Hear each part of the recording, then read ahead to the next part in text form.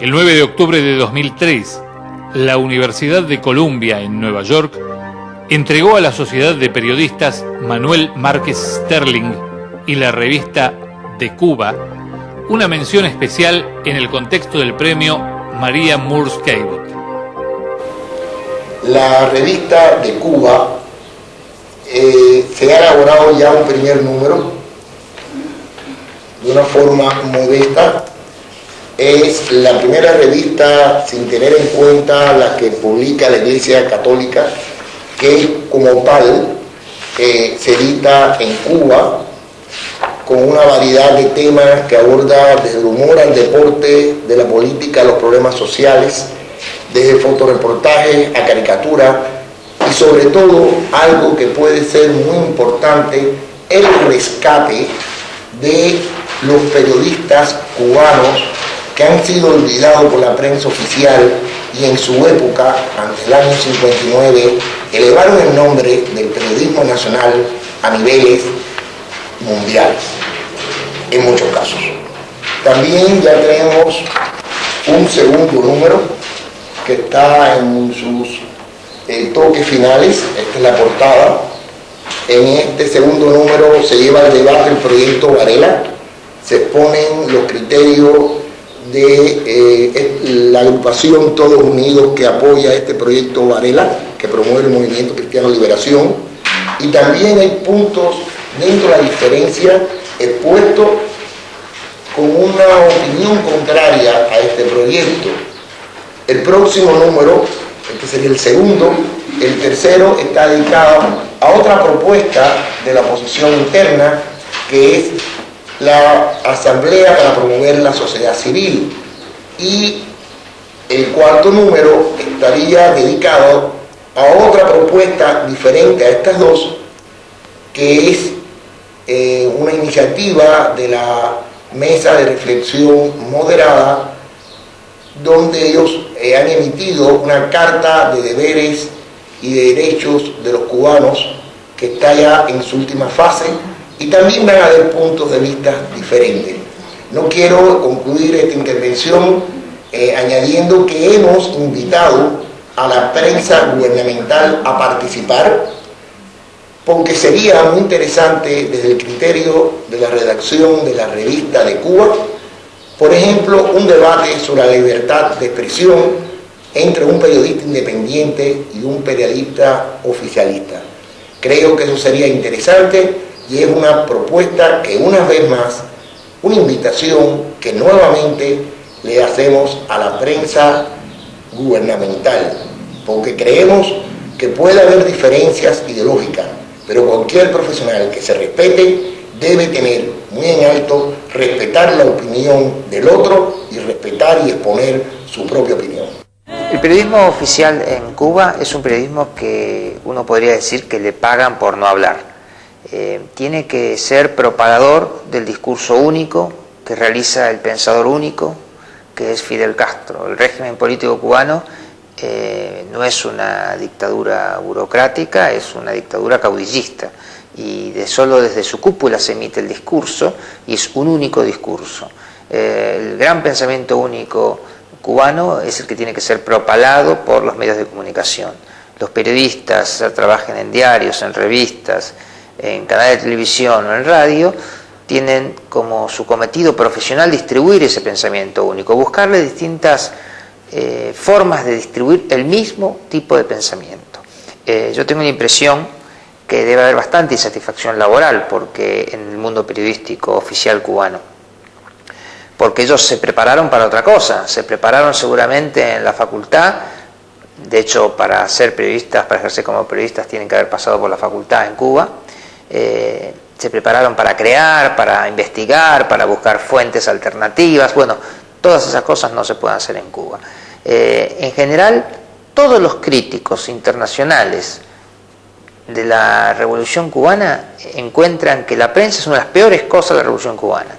Incluso muchos de los grandes simpatizantes de Fidel Castro no llegan al extremo de confiar y creer y considerar que es recomendable la Revolución Cubana.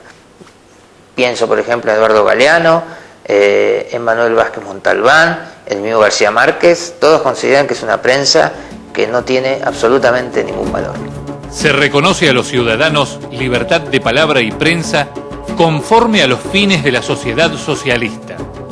Las condiciones materiales para su ejercicio están dadas por el hecho de que la prensa, la radio, la televisión, el cine y otros medios de difusión masiva son de propiedad estatal o social y no pueden ser objeto, en ningún caso, de propiedad privada, lo que asegura su uso al servicio exclusivo del pueblo trabajador y del interés de la sociedad. La ley regula el ejercicio de estas libertades. De este artículo pueden extraerse varias conclusiones.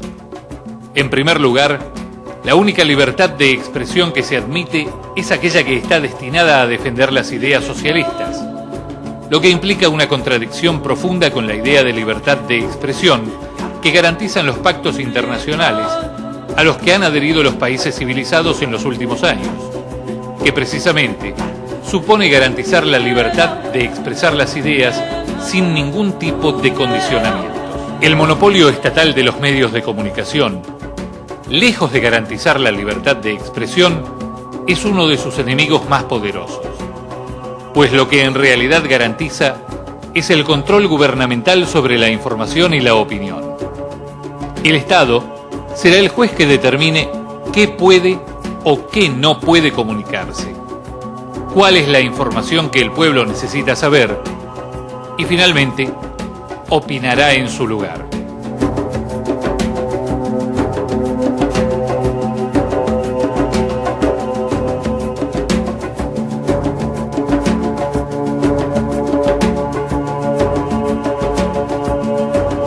Los actuales periodistas independientes de Cuba reciben habitualmente los premios internacionales más importantes de periodismo que se dan en el mundo.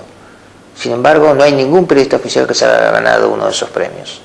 Hoy por hoy, el periodismo mundial de más alta calidad solo mira al periodismo independiente y no puede tener en cuenta jamás el periodismo oficial. Desgraciadamente, porque estoy seguro que debe haber buenos o personas con un excelente potencial periodístico. Lo que pasa es que en una dictadura es imposible que en la prensa oficial se desarrolle el periodismo.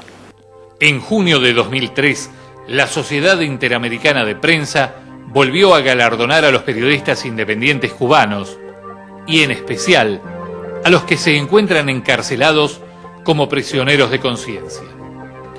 Los voceros sociales independientes de Cuba obtuvieron la mención especial en la categoría de Gran Premio a la Libertad de Prensa, en la que se incluyeron los nombres de los 28 periodistas disidentes encarcelados por Fidel Castro a causa de ejercer su derecho a opinar libremente.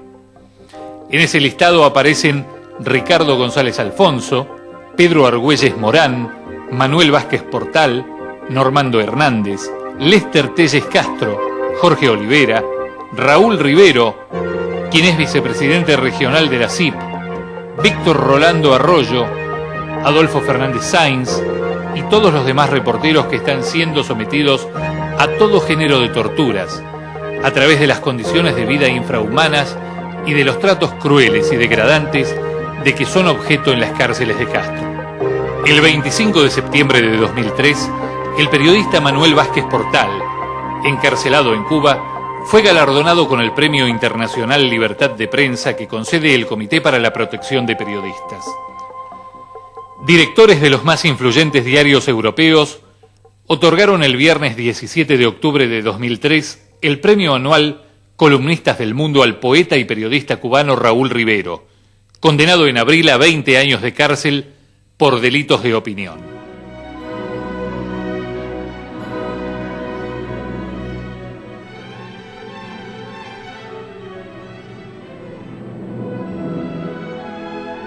El que tiene la condena más alta es precisamente Omar Rodríguez Saludes, que es el fotoreportero de Cuba. En la misma semana que él estaba siendo procesado, después de haber sido detenido unas horas antes, él estaba teniendo su cuarto hijo y el delito que se le acusaba era de ser un enemigo de la revolución. Es muy revelador leer las sentencias donde el Poder Judicial cubano refleja las huellas digitales de un régimen dictatorial. qué tipo de régimen es uno que le pone 27 años de prisión efectiva a un fotoreportero o 20 años de prisión efectiva al director de una escuela de periodismo, como Ricardo González Alfonso.